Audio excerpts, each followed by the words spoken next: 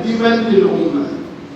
وأنتم شفتوا الناس كيف دخلت في الدين أفواجا في غضون سنوات بسيطة. أذكر هذا المثال الواقعي وأختم ما أطول عليه.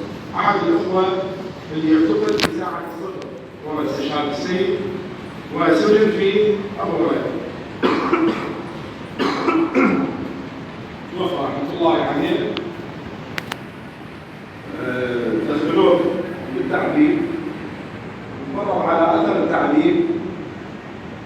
اجى العفو ما صدق ما لحق على أثر التعذيب مات. هذا الرجل مو طالب بولد الحوزة العلمية وإنما كان رجل يرتدي الكوفية والعقال حقه من أهل البصرة شاب. هذا كان يأتي كل أسبوع إلى صلاة الجمعة يتردد إلى مران السيد، يحب السيد بكثرة تردده. السيد قام يعرفه، يعرف هذا فلان من أهل البصرة وهو عنده أسئلة ولا شوية السيد كذا.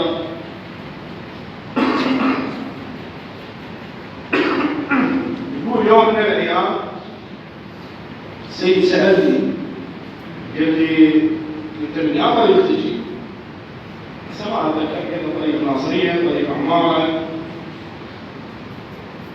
السيد قال له سمعت هذا الطريق بسلابة اكو ناس تسلم. قلت له هو سيدنا صار سنين هذا التسليم هناك. قال له من اللي يسلم؟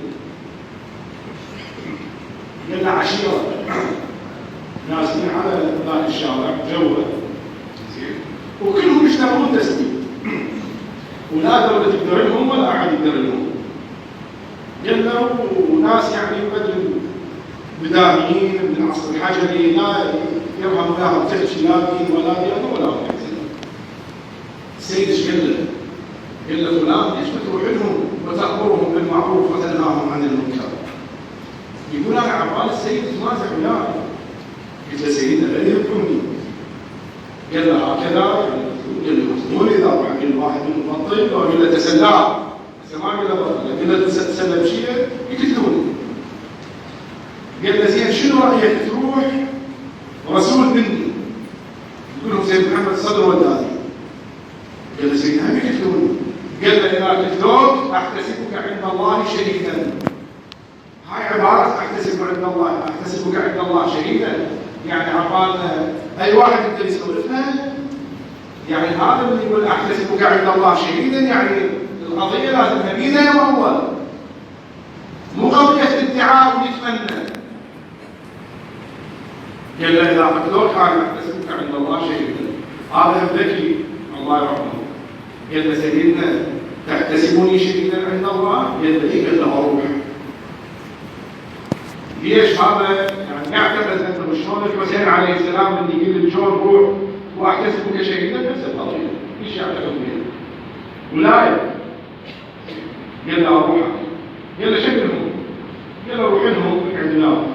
كلهم سيد محمد يسلم عليكم يقول كاف بطل. قال هاي بالهاي والآن يستلخص أنا أرد ذولاك واحدهم جلف صلف يا سيد محمد يا مرجعية.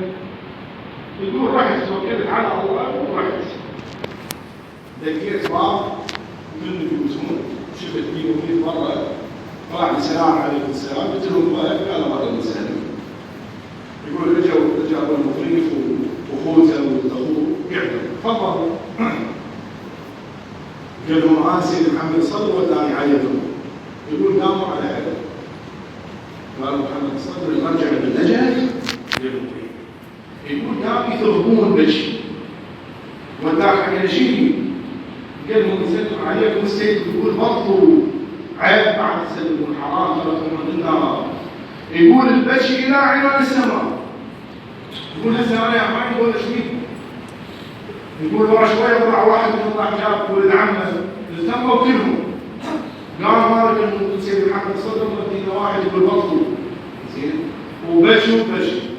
قال راح عندكم السيد سلم عليه قلنا منا وتايبين زين وهذا الشارع يتأمل زين لا احد يعتدي على احد ولا تسليم واحنا منا مقلدين للسيد ويا ريت يودينا واحد يفهمنا دين الله.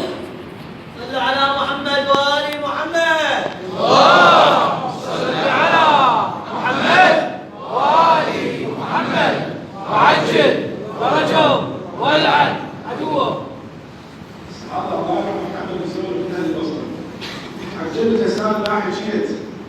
سيد محمد ودانها يقول هذه الكلمة صعقت نفوسهم وقلوبهم من 180 درجة.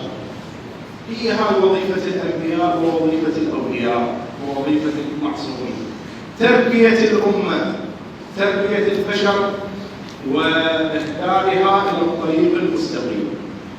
وهذا اللي كان سيد محمد يسويه، وهذا هو اللي يكشف عظمة الخسارة التي منينا بها باستشهاده. احنا ما فقدنا عالم، العلم موجود مقشر، علماء اشكال والوان، لكن البشريه مو بس العراق، البشريه فقدت مربين هم اكو، مو اقول لك ما اكو، بس الله سبحانه وتعالى ما سامح لهم يقومون يربون البشريه بشكل عام. سيد محمد الصدر الله سبحانه وتعالى برعايته الخاصه خلاه يصدر.